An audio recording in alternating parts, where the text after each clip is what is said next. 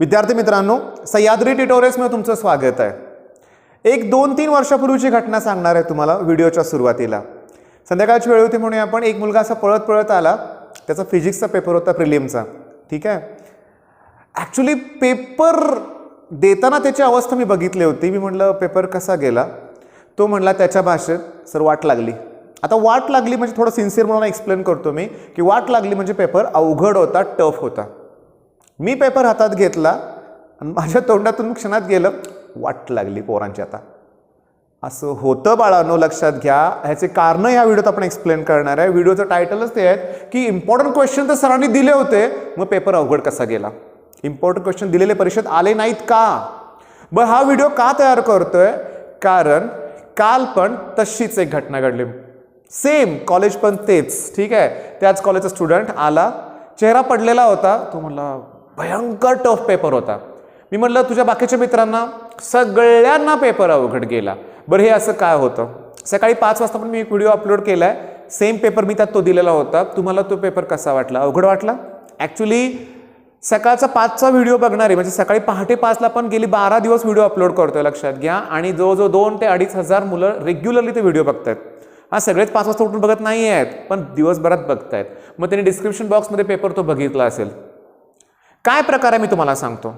कसं असतं माहिती आहे का की एक्झाम पेपर जेव्हा पेपर सेटर तो डिझाईन करतो ना, तेव्हा त्याचा हेतू असा नसतो की यावर्षी टफ पेपर काढायचे, पोरांना अवघड गेला पाहिजे. कधीच नसतो, लक्षात घ्या. मी तुम्हाला प्रूव्ह करून दाखवणार आहे की तो पेपर सोपा होता. पण त्या अगोदर मी तुम्हाला स्ट्रॅटेजी पण देणार आहे की एक्झाममध्ये नक्की काय केलं पाहिजे. मी तुम्हाला सांगतो. Section A, section B, section C आणि सेक्शन डी.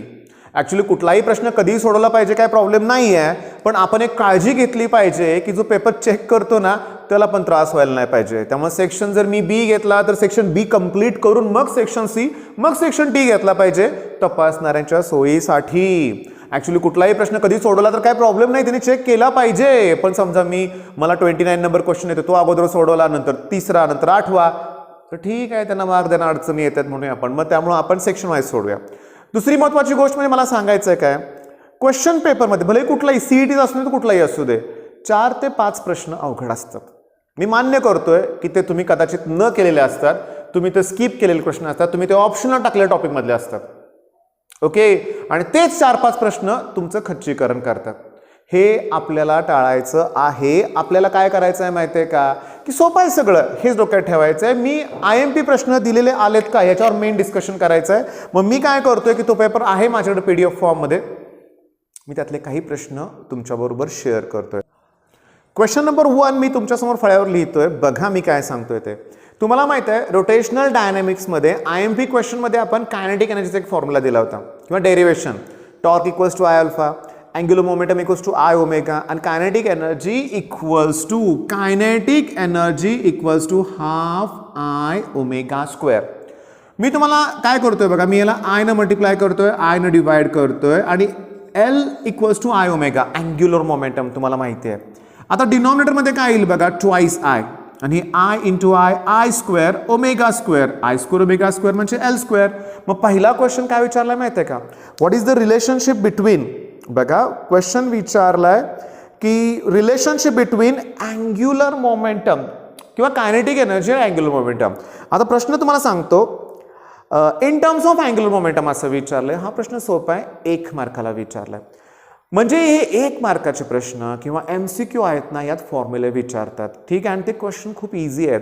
मी तुम्हाला सांगतो की 1 प्लस ससेप्टिबिलिटी म्हणजेच रिलेटिव्ह परमिएबिलिटी. म्हणजे या अवघड पेपरमध्ये त्यांनी विचारलंय रिलेशनशिप बिटवीन ससेप्टिबिलिटी आणि relative permeability. 1 plus susceptibility equals to relative permeability. Simple आहे ना, सगळेच प्रश्न सिंपल वाटतील. बरं, त्याच्यानंतर मी तुम्हाला सांगतो क्वेश्चन नंबर 3. मी ना पोटॅन्शियोमीटरवरती एक सेपरेट व्हिडिओ तयार केला. तुम्ही पोटॅन्शियोमीटरने सह्याद्री ट्युटोरियल्स टाईप करा. बघा की पोटॅन्शियोमीटरमध्ये न्यूमेरिकल सॉल्व्ह करताना पहिल्यांदा application of Ohm's law to the complete circuit नुसार EMF तुम्हाला दिला असेल, वायरचा रेझिस्टन्स, इंटरनल रेझिस्टन्स आणि समजा एक्सटर्नल रेझिस्टन्स सेरीजमध्ये दिला असेल तर तुम्ही करंट फाइंड आउट करू शकता.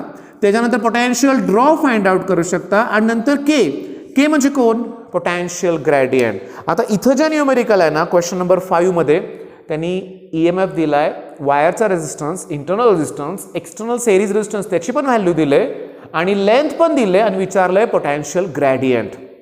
बाळांनो, पोटॅन्शियल ग्रॅडियंट हा आपल्या IMP लिस्टमधलाच क्वेश्चन आहे. फक्त त्याची डेफिनेशन देते विचारली होती. डिफाईन पोटॅन्शियल ग्रॅडियंट काय? Potential difference per unit length. पण मला सांगायचं आहे तुम्हाला की हे सगळं त्यांनी दिलंय 1 मार्काचं न्यूमेरिकल आहे. फॉर्म्युला ज्याला येईल त्याला जमेल ना.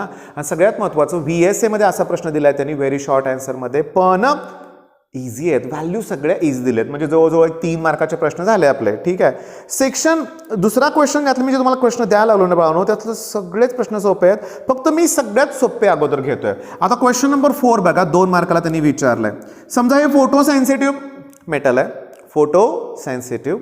त्याच्यावर जेव्हा लाईट इन्सिडेंट होते सर्टन फ्रिक्वेन्सीपेक्षा जास्त फ्रिक्वेन्सी असणारी लाईट, तेव्हा यातून फोटो इलेक्ट्रॉन्स इजेक्ट होतात. कोणता इफेक्ट आहे हा? Photo electric effect. बरं, हे जे फोटॉन जे इन्सिडेंट होत आहे त्याची एनर्जी असते h म्यू. म्यू म्हणजे कोण आहे? Frequency of incident light. ही फ्रिक्वेन्सी थ्रेशोल्ड फ्रिक्वेन्सीपेक्षा जास्त असेल तर इमिशन होणार. करेक्ट. मग त्यांनी प्रश्न काय विचारलाय माहिती आहे का? What are characteristics of photo electric effect. Easy आहे. ओके. आणि सगळ्यात महत्त्वाचं काय माहिती आहे का त्याच्यात, की जर फ्रिक्वेन्सी दिली असेल तर एनर्जी काढता येते. व्हेरी नेक्स्ट क्वेश्चन, लगेच पुढचा क्वेश्चन त्यांनी विचारलाय काय, की लाईटची त्यांनी फ्रिक्वेन्सी दिले आणि एनर्जी ऑफ द फोटॉन विचारलंय. फॉर्म्युला इथेच आहे ना. बरं, कॅरेक्टरिस्टिक्समध्ये अजून काय माहिती आहे का? ही लाईटची इंटेन्सिटी जास्त असेल, मोर इंटेन्स लाईट असेल तर जास्त करंट बाहेर पडणार. क्लिअर. आणि फ्रिक्वेन्सी जास्त असेल तर कायनेटिक एनर्जी ही फ्रिक्वेन्सीवर डिपेंड असते. ही इन्स्टंटेनियस प्रोसेस आहे. एवढ्या ह्या कॅरेक्टरिस्टिक्स आहेत. बरं, हे झालं की त्यांनी एक डिफरन्स पण विचारलाय रेझिस्टन्स आणि रिॲक्टन्समध्ये. आता सगळ्यात महत्त्वाचं मी तुम्हाला सांगतोय की जर तुम्हाला ससेप्टिबिलिटी माहिती असेल आणि तुम्ही तिला जर 100 न मल्टिप्लाय केलं तर तुम्हाला पर्सेंटेज इन्क्रीज इन मॅग्नेटिक फील्डची व्हॅल्यू मिळते. याच्यावरचं न्यूमेरिकल मी ऑलरेडी अपलोड केलेलं आहे. म्हणजे काय बघा, की फक्त सोलेनॉइड आहे, मग तिथलं मॅग्नेटिक फील्ड असणार आहे μ0Ni. त्याच्यामध्ये मेटल इन्सर्ट केलं की मॅग्नेटिक फील्ड त्या मेटलमुळं पण इंड्यूस होणार. मग टोटल मॅग्नेटिक फील्डमध्ये दोघांची काय असणार आहे? ॲडिशन. आणि फायनली जो फॉर्म्युला तयार होतोय तो नवीन मॅग्नेटिक फील्डचा, म्हणजे मॅग्नेटिक फील्ड इन्क्रीज होणार आहे. आणि ते पर्सेंटेज इन्क्रीज काढण्यासाठी तुम्हाला काय करावं लागतं माहिती आहे का? B म्हणजे total minus original B0 upon B0 into 100. तुम्ही टेक्स्टबुकमध्ये बघा, सॉल्व प्रॉब्लेम आहे. या सगळ्या व्हॅल्यू पुट केल्या, बऱ्याचशा टर्म्स कॅन्सल होऊन फक्त ससेप्टिबिलिटी शिल्लक राहते. 100 न मल्टिप्लाय करा, पर्सेंटेज इन्क्रीज मिळेल. पुस्तक ओपन करून बघा, तुम्हाला तो क्वेश्चन दिसेल. काय अवघड आहे का? आतापर्यंत 1 2 3 4 5 पुन्हा ते 6 7 त्याच्यानंतर 8 9 मार्काचे क्वेश्चन हे एकदम इझी होते. अजून आपण सेक्शन बी मध्येच आहे, लक्षात घ्या. सेक्शन बी मध्ये क्लिअरली बघा की 6वा जो प्रश्न घेतोय त्यात मी देतोय काय? Orbital magnetic dipole moment that equals to EVR upon 2. Obtain expression for orbital magnetic dipole moment of an electron rotating about nucleus in an atom. 2 मार्काला विचारलंय. म्हणजे सेक्शन बी मध्ये ऑलमोस्ट सगळे प्रश्न जे दिलेत ते आपल्याला सॉल्व होत आहेत. Rotational dynamics, vehicle along horizontally curved road, vehicle along banked road, vehicle in a well of death, sphere of death, ह्यात सगळ्यात मिनिमम स्पीड मॅक्सिमम स्पीडचे फॉर्म्युले आहेत. जर हॉरिझॉन्टल कर्व्ड रोड असेल तर व्हेलॉसिटीचा फॉर्म्युला असतो √μrg, √μrg. मग न्यूमेरिकल काय दिलंय बघा, की रेडियस दिले 25 मीटर. ओके, रेडियस दिले. वेलॉसिटी दिले 5 मीटर पर सेकंद, v दिलंय. जीची व्हॅल्यू 9.8 माहिती आहे. मग उरलो कोण रे बाळांनो? म्यू. मग त्यांनी तेच विचारलंय, फाइंड कोएफिशियंट ऑफ फ्रिक्शन. बर, EMI आणि AC सर्किटमध्ये रेझोनंट फ्रिक्वेन्सीचा फॉर्म्युला असतो 1/2π √LC. मग त्याच्यावरचं सोपं न्यूमेरिकल त्यांनी विचारलंय. बरं, ह्याच्यात फक्त न्यूमेरिकल सोपे आहेत, थेरी खूप अवघड आहे. काय पेपरमध्ये तसं बिलकुल नाही आहे. What is perfectly black body? IMP दिलेलंच आहे मी प्रश्न. म्हणजे ठीक आहे, हे प्रश्न दाखवायचे मी बंद करतो. कन्क्लुजन काय? की मन शांत ठेवलं पाहिजे. तुम्ही जितकं स्वतःला शांत ठेवण्याचा प्रयत्न कराल तेवढा अटेम्प्ट जास्त होईल, तेवढा अटेम्प्ट जास्त होणार आहे. तुम्ही पॅनिक झाला, तुमच्या मनात भीती निर्माण झाली तर काय होणार आहे माहिती आहे का? लक्षात घ्या, जेवढं येते ना तुम्हाला तेवढं सुद्धा तुम्हाला सॉल्व्ह करायला जमणार नाही आहे. हां, म्हणजे मनस्थिती अतिशय महत्त्वाची असते. मी तुम्हाला सांगू का काय करायचं? क्लिअरली सांगतो की हा माझा अभ्यास व्यवस्थित झालेला आहे, पेपर सोपाच असणार आहे, जेवढे क्वेश्चन येतात मी छान अटेम्प्ट करणार आहे, हे कायम मनाला सांगा. हो, खरोखर आपण चांगली तयारी केलेली आहे, होतंय काय, हा पेपर मी अजून डिटेल दाखवू शकतो तुम्हाला व्यवस्थित, पण आता होतंय काय की माझं काम मेन एकच आहे की तुमचा कॉन्फिडन्स वाढवणं. काय होतं की आपण 21 तारखेला इंग्लिशचा पेपर द्यायला जाणार आहे. नो डाऊट आपण 2 वर्ष अभ्यास केलेला नाही आहे, पण कसा तरी शेवटच्या 10 दिवसात आपण त्यावेळेस करणार आहे अभ्यास इंग्लिशचा. तेवढा पुरेसा ठरतो, पेपर ठीकठाक जातो. त्याचं काय कुठं कट ऑफ वगैरे काही नसतं, लक्षात घ्या की मिनिमम 50 मार्क त्यात पडले पाहिजे, काही नियम नाही आहे. पण त्यानंतर फिजिक्स 4 दिवस आपण मन लावून अभ्यास करणार. 25 ते 26 तारखेला पेपर आहे फिजिक्सचा, काहीतरी आपण जाणार पेपरला, आणि जर आपण कॉन्फिडेंटली पेपर नाही दिला, खचलो आपण तिथं, तर पुढच्या सगळ्या पेपरवर त्याचा परिणाम होऊ शकतो. आणि मला हे घडून द्यायचं नाही आहे तुमच्या बाबतीत. नाही, मी दरवर्षी बघितलंय, मला ते बदलायचं आहे यावेळेस. माझी अशी इच्छा आहे की प्रत्येक विद्यार्थ्याला पेपर सोपा गेला पाहिजे.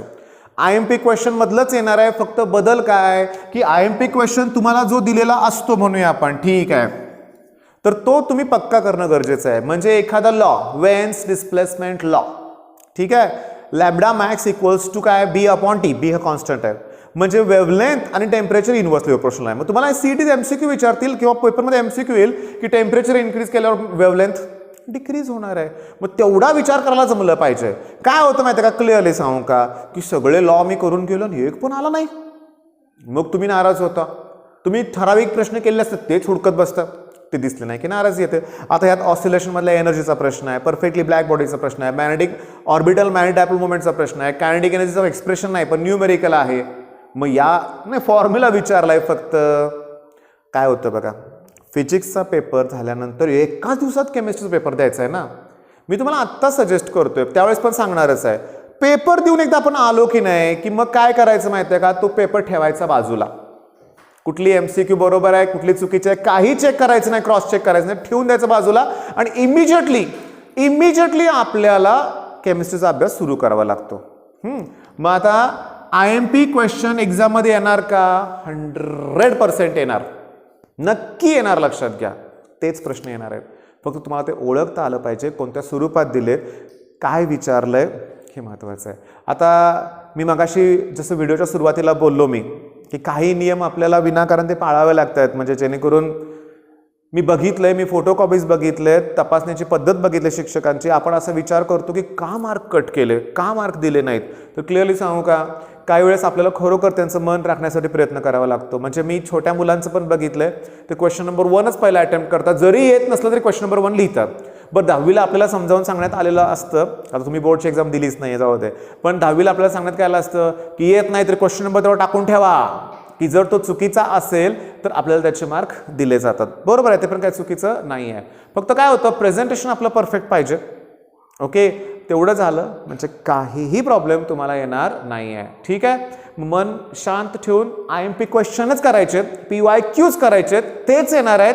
न्यूमेरिकलमध्ये थोडाफार बदल होईल, पण व्हॅल्यू उलटे सोपे देतील. लॉक टेबलची गरज लागणारच नाही. ठराविक क्वचित 1-2 मिनिट त्यांना लॉक टेबल लागतं, नाही तर लागणार नाहीच आहे. मी माझ्या ऑफलाईनमध्ये मुलांना उलट सांगतो, तुम्हाला लॉक टेबलला वेळ लागतो मुलांना. ॲक्च्युली लॉकचे कॅल्क्युलेशन शेवटी पेंडिंग ठेवा, वाटल्यास सगळा पेपर अटेम्प्ट झाला तर शेवटी लॉक टेबल करा. नाही तर तुमचं काय होतं की लॉक टेबलमध्ये सोप्या कॅल्क्युलेशन जास्त वेळ लावतोय आणि सगळंच टाइम टेबल कोलॅप्स होत आहे. ठीक आहे, मग हा व्हिडिओ थांबवतोय मी. ऑल द बेस्ट, धन्यवाद.